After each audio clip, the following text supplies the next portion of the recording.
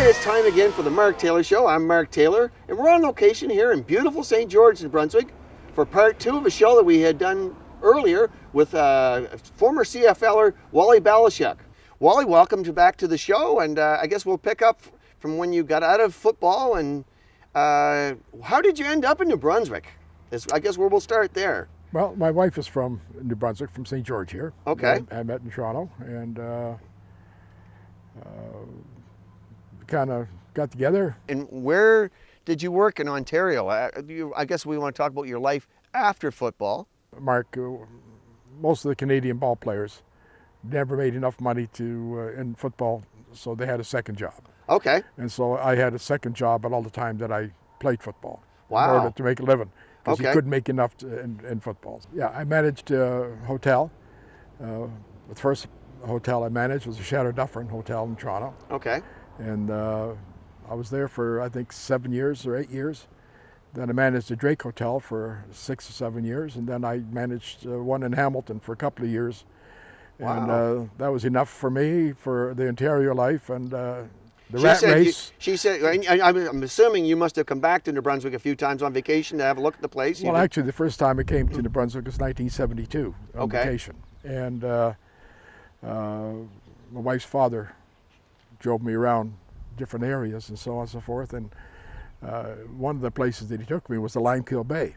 Oh, here we go. And so I just, looked out at it, and I just thought how beautiful it was. I mean, everything around here is beautiful. Yep. I mean, there's, You not salt only water. you not only fell in love with the woman, you fell in love with the area. New Brunswick and the town and the area. It is. It's beautiful. It's Quiet, more laid back, and quiet, Yep. and friendly people. Yes, certainly friendly people. Yep. And I remember, go back to 35 years, you and I met in Point Lepreau. We were both working down there on the construction, building the place. That's how long I've known you. Well, my first job that I had was with the Coastal Enterprises. Okay. In construction. Yep. They're in Dipper Harbor. Thompson Boys. Yes, Yep. that's right. And so we were doing some work in Point Lepreau, and I stopped in at one of the offices there, construction offices, and applied, put my application in there, and so a couple of days later they called me, and I went to work. Okay. Went to work there. Yes. Yeah. So that's where I met you there. We worked. I didn't work for the same company for you, but I certainly ran into you and was aware of who you were and everything. Yeah. And I go back. You're certainly one of the founding fathers or pioneers of the salmon business, which that was kind of where another time where we joined up again. And then, how did you ever figure out to farm salmon? Actually, how we got involved in that, and just happened to be talking to Phil Hooper. Yep. At lunch break. We're having lunch, and he worked for the same company that I did. And okay. I was general foreman of the labor crews. Yep. And he was one of the foremen with the carpenter crews. Okay. And we got talking, and he said that he was getting involved in salmon farming, and I mean fishing. My ears perked up right away. Yep. I always fished and loved fishing. Yep. And spent a lot of time fishing. Had you heard of it before? No. Were you even aware that it even existed? Never. I never either. I No. mean, until they started building cages around here and everything, I really didn't understand where it was coming from. But I guess it's kind of like, you go back to the years when cattle ran wild, and they somebody put a fence around them and farm them, right? I do remember we went for a trip over to Campobello Island. Okay. And in this one bay where we're at, I see this cage floating there. And I'm wondering what it was and so on and so forth. I didn't know what it was, but it was one that a fellow by the name of Carpenter started. He was one of the pioneers, but he didn't last very long in it. And a fellow by the name of Johnny Malik took over. Yes. From there. So, I know Johnny. Yeah. And I knew Johnny, I should say. So I found out that's what the cages were all about. And that was just a chance visit. I mean, you were just over there, just kind of nosing around, right? Looking around. Yeah. And anyway, I got talking to Philip about it a little bit, and he mentioned a couple of other fellas that were in the business, and that was Skip Wolf, and Skip's partner then was, isn't that awful? One of the senior moments. Okay. George Guptill. It was George Guptill. Yes. Were involved, and So George belonged to the same church that I was going to, and Right. got talking to him, and so the three of us got together, and so we were going to start a company, and George kind of dropped out of the picture, and Skip and I continued on with it. And Well, so, I guess Skip and George would have been teachers together exactly at Fundy Yeah, High, because yeah, yeah. that's where I met both of those guys. Yeah, Actually, about 15 years ago, I did a show in Penfield. I used to have one of these shows before, and Skip was a guest on my show, so I Okay. got a kind of his perspective of how things went. Yeah. But he said it was an unlikely partnership. I mean, you guys were not from the same backgrounds or anything like that. Very different. Yeah, Very different. yeah, background. but he So, said it yeah. worked. Yeah, it did. He said it might have looked like a crazy marriage, but he said you guys got through it, and I'm sure. Yeah, we did. Yeah, So, I'm yeah. sure it was. Where A did lot they- of marriages didn't last as long as our No, business. gosh, no, you guys lasted a long partnership time, did, yes, and yeah. you know, there's probably some So. times when the road's Other rocky. partnerships in the business didn't Yep. last as long as we did. So, Yeah. Yeah. There certainly had to be some sleepless nights with with workers, bills to pay, just different things like that. And there was some government money floating around. Did you get in while there was some government money at the start, or did we? Certainly, you were. You know, there was like Skip had already, and George already had. Financing in place. Well, they had a cage Oh, okay. and fish in the water. Holy smokes! They're light years ahead of a lot of people. As far as financing and stuff, you know, we really didn't get any help from the government. Oh, okay. They got help with the first 1,000 fish that were Right. put in. After that, we were kind of on our own. And going back, I think I recall, you built the cages out of wood. These were wooden Octagon? cages, octagon cages that I built a lot of them in my garage, Right. at home. Yep. During the wintertime. Skip was still teaching school. I was laid off from Point La Pro at that time. Okay. So I was kind of doing some of the heavy work. So we building cages, sections of them, Yep. at least. And then the spring, before the smolts came, we put them together and got the nets in them and so on and so forth. So, but I guess there would have been. we had to go to the bank to get financing. Yeah, so yeah. on and so forth. So. And I'm sure they probably weren't all that eager at the time that would want to, get involved with something that was unknown. I mean, as you and I said, we never heard tell of it either, Well, we had to put up guarantees. which is basically So your the house. houses, the houses, Yeah, and so on and your so forth. cars and But everything. we did have a bank manager who was, Flexible. He worked with us. Yep. He was a good fellow to work with, and he worked with us, and so, been working with fisheries, and Yep. I mean, it was a learning for them too. So I mean, Because everything they, was they, new. they really didn't know that much about it. No, no. So we were learning, and I guess in spite of all that, we made it. Yep. Oh, well, there's, I guess, the contacts that you'd have to make. Certainly, I wouldn't have known who to call for smolts or feed or anything like that. That certainly would be a thing you'd have to find out on your own. How do Smolts was one of the problems at that time. Because there wasn't a lot of them around. No, there wasn't. The only ones that were And really for people that don't know what available smolts at are, that that's the time, little ones that go in yeah. the cages at the yeah, start. were the government ones. Okay. Yes, okay. From the government hatcheries, because there was Because there was no private ones at the no, time. No, there wasn't. Okay. I guess there was two fellas over in Deer Island who started, Art McKay Yes. and Yep. Bob Bozine. Right. They started. They were probably one of the first ones, and then Okay. I think McLaughlin over in Grand Manan also Right. were the first two that really Okay. started. And so all the fish had to be bought from Mactaquac Hatchery Exactly. or from St. John. Which from would have the been ones government. that they would have been stocking rivers with, right? That's right. Exactly. The Yeah. Miramichi, the They were St. John, or no, Magadated they would have rivers. been.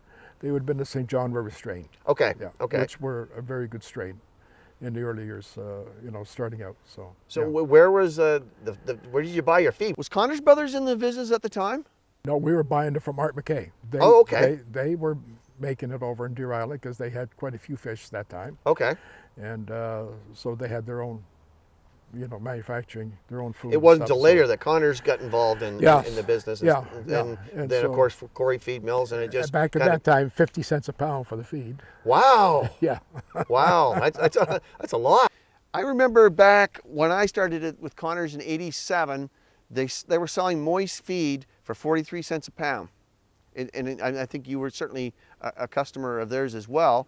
And it was great big, kind of like popcorn. Well, yeah, different sizes for the different size fish. Yeah, for the little fish to start out, obviously. And I'm guessing no way you would ever think of seals, predators that were going to get into the fish and stuff like that you wouldn't have thought of. Never thought about that part of it. But you never had any issues with it, I guess. We had a lot of issues with the seals. Yeah, but probably not that we would have eradicated your business. That's well, almost did, okay. Mark, because out of the first 1,000 that were put in the cages at that time, we marketed 150 fish.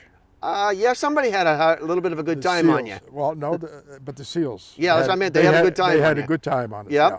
And are you down there feeding the fish? Is that what your job was? Yeah, during the day? I'd go out there and feed them. How did you know how to do that? You just kind of trial and error? Trial and error. Trial and error. So, yeah. And you were obviously learn as it goes. And you're not going to hire somebody to do that because that costs money too. We couldn't afford it. No. So so it was Skip, give up teaching, and then we both went into kind of full time, and two of us, we'd both work all day, right? And then one of us would stay overnight because there were human predators. Oh too yeah, so for sure. We had problems with some people there. Yep. And so I'd stay all night. Next day, Skip would come in. I'd work all day. Skip would stay that night, and so it was a lot of hard hours. Yeah, a lot of hard hours. Did you have a building there on site where you had people watching over the fish? We had a scow that you could actually get in. And we put a building on the scow, right? So we could stay in. So they put a bunk in it, and so wow. we had some rough nights in it. Yeah, I dare say you would, because there, with bad weather that we have around here. And was it sheltered, or is it kind of no, it wasn't exposed sheltered. to the elements, we might say. Exactly. Yeah. That was my, I think, the biggest worry. It was about the storms and the wooden cages holding together. But believe it or not, they did well. I mean, after storms, we'd always have to go and do repairs and stuff. And Skip told me some stories about in the early days of loading the fish into a van. I believe it was a van that he had, loading the kids in, his wife, and going to the airport. Yeah.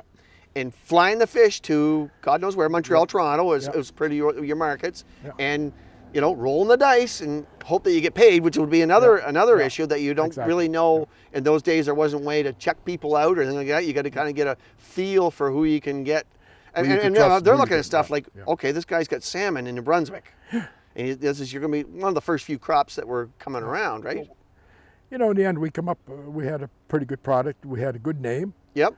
Out there, and just a couple of years ago, I remember my brother. He was in Chicago. There was a conference there that he went to, and one of the restaurants they went into, and there was on the table, we served Jail Island salmon. Holy smokes! So the name is still out there. Still is. Yeah. Well, Cook's has it now, but they still use the brand. Yeah. They still use the brand now to this day.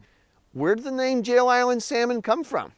There's an island right there, right where our cages were, and it was called Jail Island. And the story is, back in the old days, that's where the drunken sailors were put on that island overnight. To kind of cool off. Yeah, so that was Jail Island. Oh, okay. Yeah. Then there was another one called Pig Island, so we chose Jail Island. I dare say, probably a good choice. Probably with employees, there was times when there had to be people come to you because you're from the area and everybody knows you or knew you at the time, said, Wally, I'd like to have a job. Can my little son have a job? My husband, my wife, whatever. Certainly that must have played a part in hiring people and finding good people, because it's got to tear at you because you're a local boy. I mean, you live around here, you know everybody knows you, and there are people coming to you, Wally, I need a job, I need this, I need that. Then there's going to be, sooner or later, you got to make some choices sometimes that maybe people aren't working out. Yeah. Sure. And that's exactly what happened. You always, you pick the best that you. Well, you try to make your best choices. When you had good employees, you treated them like gold, and you looked after them. Right. And so, And and then you've got collecting the money, which is another thing. And that's where you and I used to run into each other when we were getting coffee in the morning. You'd say, Mark, how's you hear this guy? You ever hear this guy? And we would talk, and it was kind of an informal talk, but it helps in a way, because then you'll go, aha. put that in my little memory bank, that's exactly as right. well as, you know, that's sure. because that's the best information you can get. Yeah, I mean, if you didn't get paid, I mean, that's Well, you're just throwing it away. end of the story. Yeah. So really. Well, I mean, because we compare notes on things that you heard in the business and stuff like that. Because the word of mouth information, you can't beat it, really. No. The cooperation that we had within the industry at that time, Mark, was really, it was good. It was, you know, people got along well into it, so on and so forth. Certainly, I guess in the early days, you're probably looking at $5, $6 a pound salmon would have been at that time. Yes, as much as $6.50. Unheard of, but nowadays. As much as $6.50. Yep. You know, but again, we needed those kind of prices. Yep. Because in the learning stages, Mark, you were in the market for 12 years, 12 months. We had a lot of losses and so on and so forth. And so if it wasn't for those kinds of prices, you know, it would have been very difficult to make it. So, and certainly when you get into competition, because then all of a sudden competition hits, and you're not the only show in town. Yeah. And then all of a sudden, this has been going on probably since the caveman. You know, I got some dinosaur steaks for, you know, 5 rocks. You know, and buddy down the road is going to sell them for 4 rocks, whatever. That's the kind of thing you run into. Yeah. The more fish that somebody had, they could lower prices, and they had more fish to market to sell at that time. So, but you know, there was enough market out there, and the market was growing steadily all the time. Right. I mean, each year we were putting more fish in, but we're also selling more fish. And, right. So then you had to do the added value, and that was another kind of a source of income, a little higher prices. Yep. So it stabilizes. I mean, even if you get down to $3.50 a pound for a whole fish, you can fillet it and make make probably half as much again. Yeah, exactly. So it helps to be able to do that. So when you're looking at things, you go back through and you're thinking, well, this is what we're going to do. You actually get into you integrate it. You had to pretty well, because you're spending money. You're making somebody else rich. It's kind of like paying rent somewhere. You're buying smolt from somebody. You went out and you had your own hatchery, did you not? You pretty well everything but except the feed. Is that what you? Actually, it was hatchery we didn't have. Oh, you didn't have? No, we tried. We applied for a site and so on and so forth. Oh, okay. Things never. So you ended up having to buy. Out. So we were always buying. Okay. We were always buying. Which is you know, if you can beat people down on those, and certainly if once you get an experience where the fish grow well and everything, you go back, right? And that's the kind of thing that you run into. Certainly, I would think storms. Whenever you hear the weather and you're thinking, oh, there was always, oh no, yeah, oh there was no, always you had nightmares. I was going to say, and it must have been some nights where you paced the floors. It caused you nightmares, and between the seals and the storms, you always, And as you mentioned, thefts. I mean, that's but did you have night watch in the event? I guess you had to. We did, yes. So when you started hiring employees, you must have gone through the first cycle. I mean, certainly you probably wouldn't have had enough fish to keep in the market for 12 months, which is what your goal was. I mean, back in those days, nobody knew that if you could actually play your cards right, the you could stay in the market. Actually taking more fish than we were producing. Yep. And so you didn't have enough to go on a year-round basis. No, and you try to make it go, but the only thing is, it's pretty hard if somebody's flashing $6.50 a pound at you to say no. Yeah. You can't turn that down. No, you have to sell because it. if you don't sell it, the guy down the road is going to do it. So, and it's certainly. In the early years, it wasn't that much of a problem. This is, somebody else having it because you're pretty well. We all had about the same amount and stuff. Yep, so, exactly. I think it got a little bit tougher when the bigger corporations got into it. Yep. Canada Packers and Connors and so on and so forth. That became more of our competition than anything. Right. Because they had a different philosophy altogether than. Right. The small businessman. Yeah, so. and I think it's kind of I would say they model it after the cattle business, but certainly you got to have fish 12 months of the year and offer your customers. Yeah. And there's things that I never knew about. I'm sure you didn't know about. Things like Lent. Never had an idea of how Lent affects the fish business. You know yourself how that exactly. When the Roman Catholics switched to fish, look out. I mean, they're a big enough population Yeah, that exactly. an enormous effect on the fish business. Yeah. Prices and demand go. Yeah. And certainly it make you smile when you're a businessman in that business, right? Yeah. One other, well, Chile got into it, then it was a different story again. Chile came into the market, so there was competition there. Yep. Of course, Norwegians? Norwegians, Scottish? Scots, not so much, but Yep. Norwegians and the Chileans were the biggest competition. Because they had been in it before us, right? Is that, I don't. The Norwegians started, that Right. industry really started in Norway. Yes, So, yep, now, the Norwegians came over to the west coast of Canada, right. and they started farming, but it worked out to be a disaster because they tried to use the Pacific salmon, and they didn't work out very well. So you still use the Atlantic salmon. They use Atlantic salmon out there, and they grow very well. They do very well with them. So, Okay. yeah. So how many years would you have been in the whole, like Jail Island existed as a company that you were involved with it? Well, I got involved in 1981, Right. and we sold our shares out in 1994. So, Okay. yeah. So we're about 13, 14 years we're into it. So, Yeah, but it was like 30, 40 years. yeah, kind of like dog years. Exactly. Because I'm So, sure there were yeah. some days that you're thinking, are we going to make it? Are Yeah. you going to make it? I'm sure there's times when prices are low, and you know yourself that you got bills to pay and you got people to pay. And When the Norwegians come in, and there was a big fiasco on the West Coast, and a lot of bankruptcies, and a lot of the banks got hurt, right. and so that really hurt us down to this area. Yep. They were calling in loans and so People on. get and so forth. nervous when they hear stuff like that. Yeah, I mean, the bank that we first originally with, and we were with them for so many years, I mean, they pulled out. Yep. They left us high and dry, so we had to go find a different And you got to take your business institution. plans around and say, Yeah. this is what Yeah. we've done so Yeah. far. And that cost us a lot of money. Well, And yeah. headaches and heartaches because like I said, that bank, they invested heavily on the West Coast Right. because they were doing well here in the East Coast. And Okay. So they got a little bit gun shy, even though they were still doing well in the East Coast. Yeah. Wow. So when you get toward the end, when did you decide, and how did you decide that it was time to cash your chips in? Certainly, I would think that you probably had some conversations with your wife and your partner at the time to say, what are we going to do? Would they approach you? Did you? Was Cook Aquaculture that came to you, or did you go to them? No, actually, we'd hired a biologist, Okay. and he was working for us, and so approached me about selling my shares, and so we discussed it with my wife, and so I kept seeing those signs, Freedom 55. Yes. And I was 55 And you at said, the time, "This is and I the said, hey, Yeah. Freedom 55. And So we sold our shares in Jail Island and another company that we had shares in Silver Harvest. So yeah. Okay, and you decided that's enough. Where do I sign? Yeah.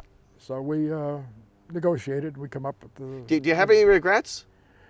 The only thing I missed about it was not the business part of it, the people. Right. Yeah.